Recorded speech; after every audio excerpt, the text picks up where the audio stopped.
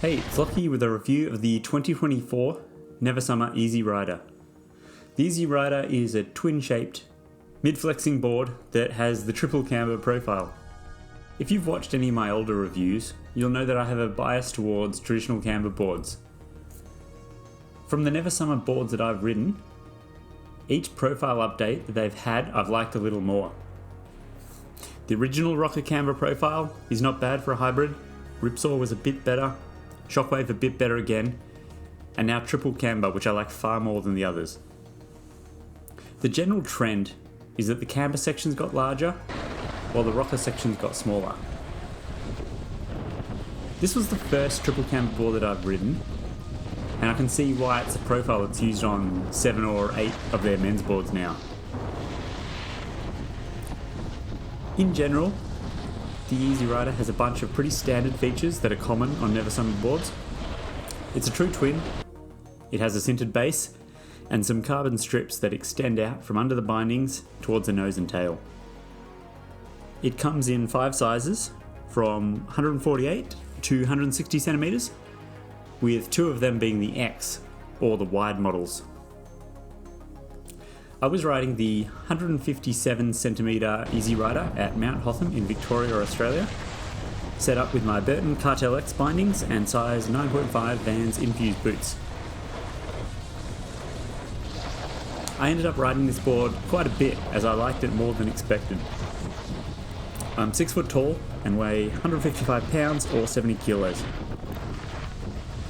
In general, I prefer riding cambered directional boards, but I've ridden quite a lot of Never Summers, and I do like the way that they do hybrid profiles.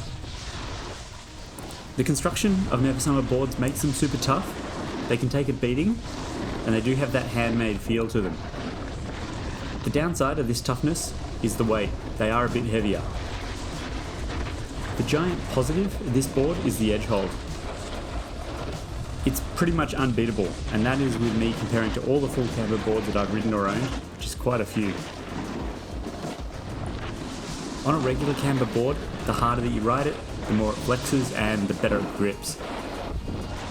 If you concentrate on keeping your weight right, really pushing your weight into the board and working through a turn, camber is great and you can hold through some pretty hard snow.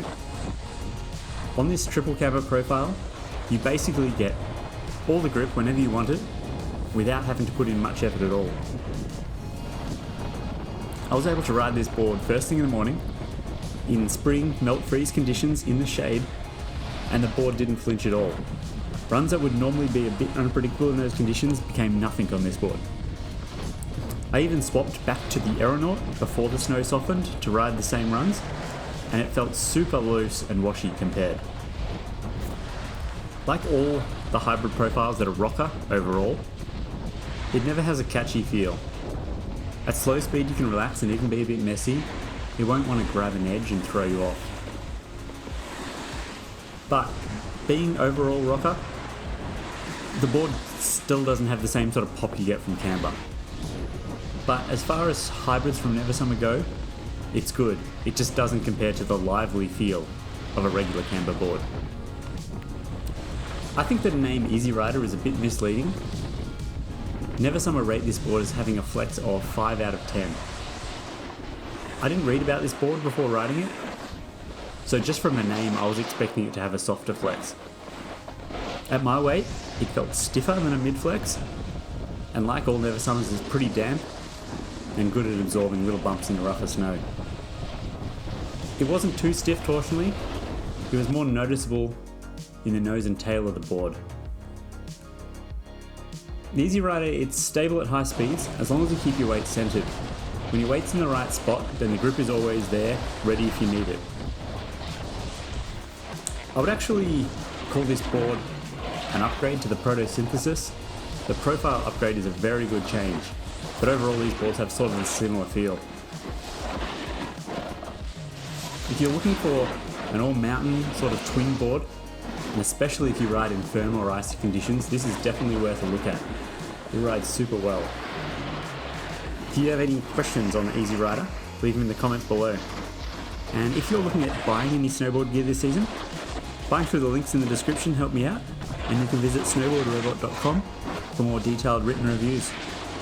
Thanks for watching.